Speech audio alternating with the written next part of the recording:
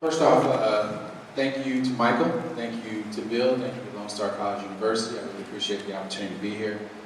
And as far as who I am, as Michael said, I grew up in Austin, Texas. And I followed my sister, who went off first to Incarnate Word to play college basketball. I was lucky enough to get into UT to play football. I was little known trivia, Mac Brown's first recruit at the University of Texas. And there started off on what was a great winning season. Hold all bad Longhorn jokes at this point. But for myself, I went on and enjoyed my time at UT.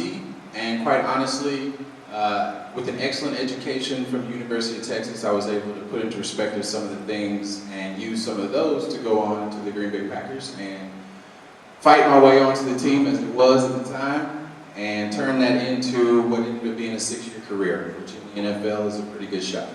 And with that transition out of the NFL in 2008, and kind of sat around for 2 years figuring out what exactly it was that I was going to do with myself and what are some of the things I really thought I was interested in.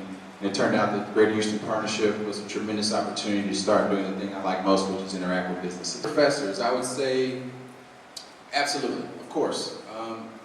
People are people. And in a classroom, it's difficult to try to find each and every one of your personalities and each one of your learning styles.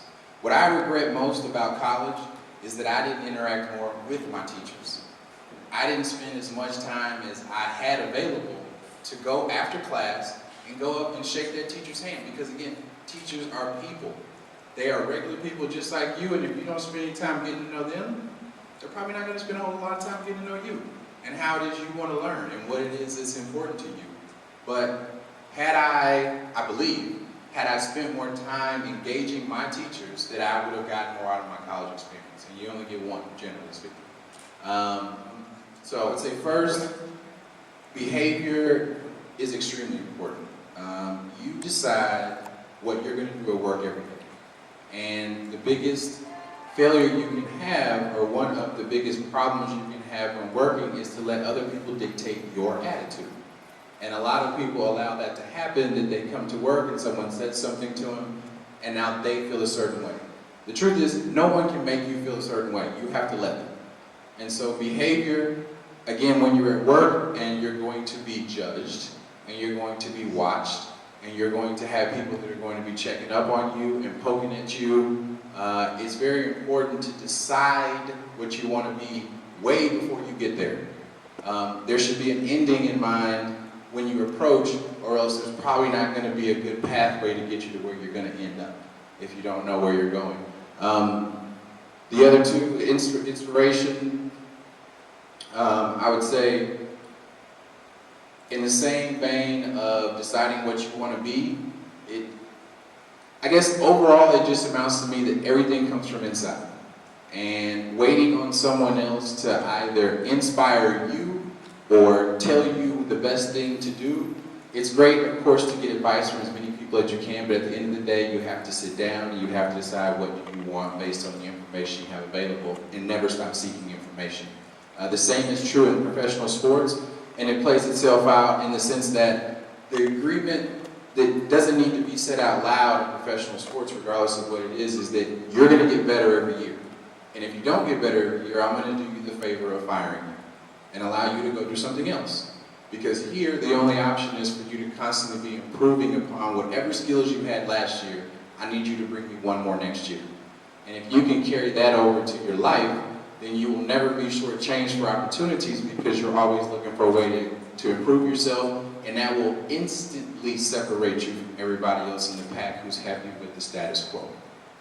It becomes a lot smaller if you go up and make a connection and relieve yourself of the fear of what are they going to think, and should I, and do it. I would say Dr. Eilenfeld's book, Visionary Leadership, here he had a quote that stuck out to me that said, if you're going through hell, keep going. And I think that would be the best advice. The second you start to feel uncomfortable is the second you should definitely start taking steps forward right into that. Which is the exact opposite of what most people want to do, but that's why there are only a few leaders. And those leaders tell a lot of people what to do. because those leaders are not afraid to take that moment of uncomfortableness, typically when someone's challenging them, and say, yes, I do believe that. Let's keep having that conversation. I'm not afraid because I've thought about this so many times that we can keep going if you want to go all night. And that's what separates people from those that will be telling people what to do and those that will be giving orders to follow. And I will tell you that the NFL is a business like no other business that you've ever been a part of. And the NFL understands better than anybody that without the fans, you don't have a game.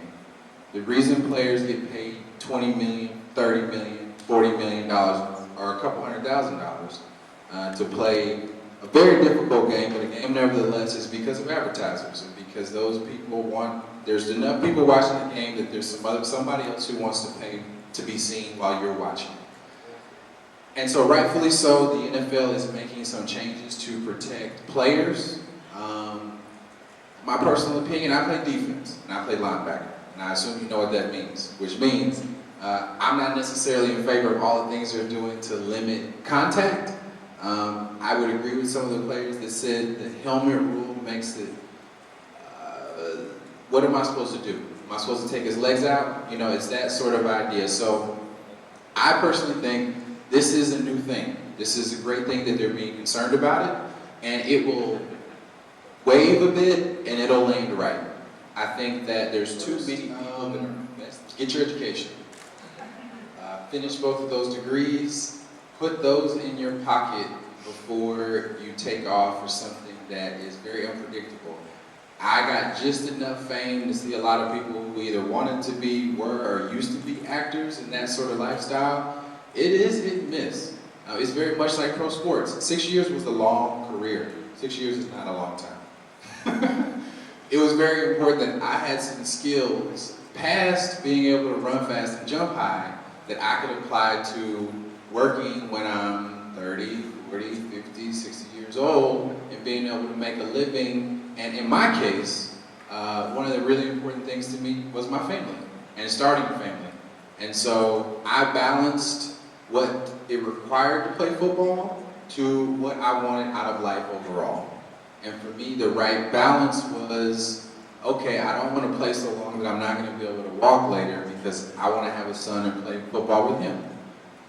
Likewise, I can think. What do you know? I haven't had so many concussions that I can't figure a few things out that don't involve running into people.